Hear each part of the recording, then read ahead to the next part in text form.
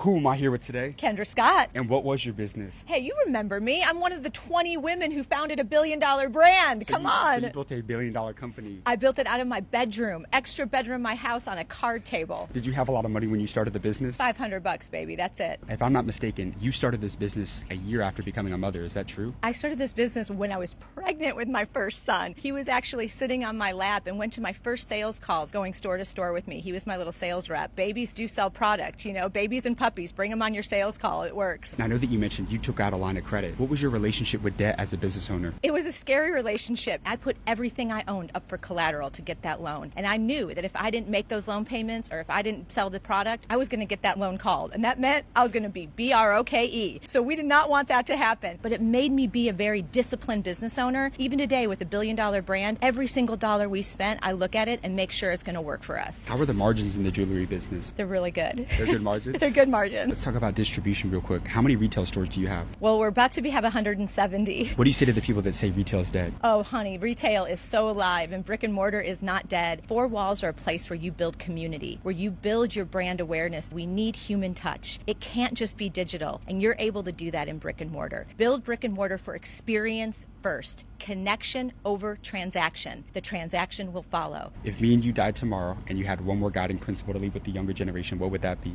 Leave your fingerprint. You've got one chance at this life. Your life is a grain of sand. Make it matter, whatever you do in your life. And you have a reason that you are here. You have a reason to affect people in a positive way. Figure out what that is. And if you can do that through business like I'm doing, awesome. But leave your mark. You know, you, me, and the people watching this, we have like a 1 in 400 trillion chance of actually living life.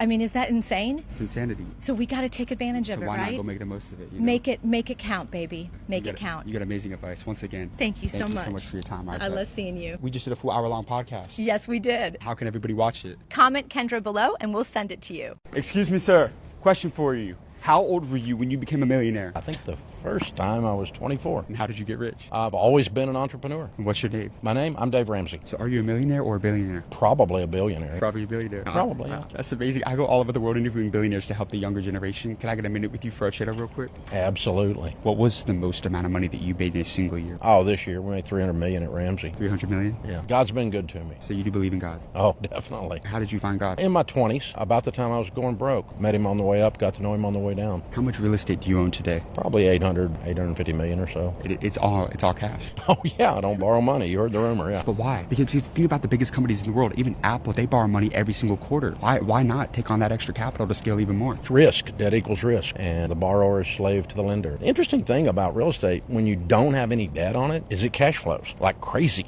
Cash flows, like lots of cash. If you get one or two properties, pretty quickly they'll throw off enough cash to buy the third one. I want to challenge you real quick. Take me back to the most life-changing conversation you ever had. What is the greatest advice you ever received throughout your career? Nobody's going to come discover you. Nobody's going to come save you. Nobody's going to come save you. The Lone Ranger's not coming. The cavalry's not coming. That's just in the movies. You have to get up, leave the cave, kill something, drag it home. And by the way, tomorrow, you have to get up, leave the cave. And by the way, the next day, and even if you don't feel good, shut up and go do it anyway. Do you think that's something that my generation struggles with? I have about 600 of your generation on our team, and I think it might be the best generation I've ever led. Why? Because you guys grew up with this magic wand in your hand. That if you push a button, stuff shows up on your front porch, or if you push another button, you can answer any question, or you push another button, anything you want is right there. I don't run into scarcity thinking much in Z's. I think what people get confused about, because everything's easy, y'all are always looking for an easy button, and you want it fast. And the best barbecue is cooked the whole weekend, not in the microwave. How old are you now? 65. Dave, if me and you died tomorrow, and you had one more guiding principle to leave with the younger generation, what would that be? Follow God. Who's your God? Who's my God? Yeah. The one and only, the great I am, Jesus. Jesus is King. Jesus is King. I love it. You got amazing advice, sir. Thank you, brother. Thank you so much for your time. I appreciate it. Pleasure to be with you. Excuse me, sir. Sir, how old were you when you became a millionaire? About 40 years old. 40? And how did you get rich? Give me 1 second. Have you ever had one of these? Kind bar? Yes. I founded it. You created the Kind bar? Yeah. What was the most amount of money you made in a single year? We sold over $1 billion a year. Are you a billionaire? I go all over the world interviewing billionaires to help the younger generation. Can I get a minute with you for our channel real quick? Sure. What's a lesson about money that is not taught in school that you would instill in everybody around the world watching right now? My grandfather was a rancher in Mexico. He was a cattleman. He said, a man that's too proud to pick up a penny is not worth a penny. Be humble enough to appreciate that one penny. I'm walking on the street, I will bend over and pick up the penny because ego is the only thing more powerful than greed. You built $1 billion brand. What is your best branding advice? What's your Be secret? consistent. Don't try to change things because if you try to please everybody, you're going to please nobody. What does my brand stand for? And very importantly, what it is not. A brand is a promise. A great brand is a promise well kept. Consistency is everything. Now, Warren Buffett, one of the richest men on planet Earth, says that distribution is the key to everything. You're in every store known to man. What was your secret to getting in every single retail store on the planet? Hard Knocks. That's the name of your channel, right? Yeah. It's literally Hard Knocks. Like, I was on a date with my wife and I would ask her, before she was my wife, hold on, I need to check into this bodega. And I would sell or try to get the product on the right shelves one at a time. And slowly but surely, you just keep building it. If me and you died tomorrow and you had one more guiding principle to leave with the younger generation, what would that be? Be kind to every human being.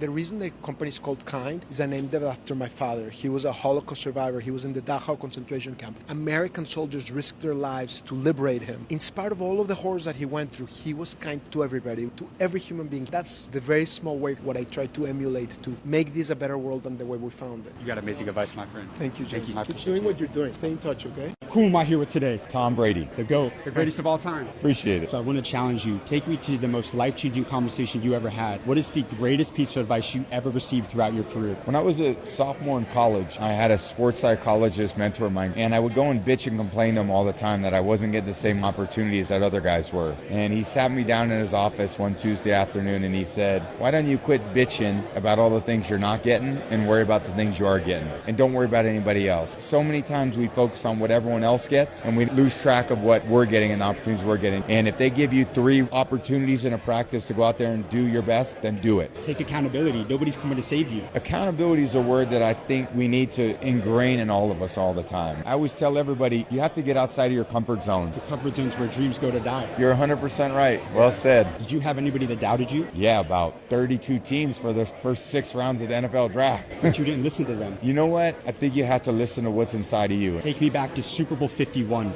You were down. Favorite games. You were down 28-3 at halftime, the biggest deficit in Super Bowl history. Yeah. And came back and won. What were you telling yourself? What was that self-talk? Go fight your ass off. We're down 21-3, and Coach Belichick said to us, 21 points won't be enough to beat us today. We showed what we were all about, and we didn't stop fighting. Don't quit. If you quit, you're a loser for life. One of my favorite videos I've ever seen of you is when you were asked who your hero is. Who is your hero? I said then, I'll say now, my dad's my hero. I am who I am because of my dad. You have a couple sons. Yeah. Give me a lesson that your dad taught you that you are going to instill in your kids one day. You know, my dad was a rock, and he had the most belief in me of anyone. And that's what I really want to pass on to my kids. I believe in them. Whatever they set their mind to, they're going to accomplish. Tom, if me and you died tomorrow and you had one more guiding principle to leave with the younger generation, what would that be? Be proud of the person you look back in the mirror every single day, because that's the person you got to satisfy. And the life you lead is the lesson you teach. So when you wake up every day and the choices that you make, you don't have to say anything. If you want to live a life of integrity, be that. If you want to live a life of resilience, be that. If you want to live a life of caring and joy,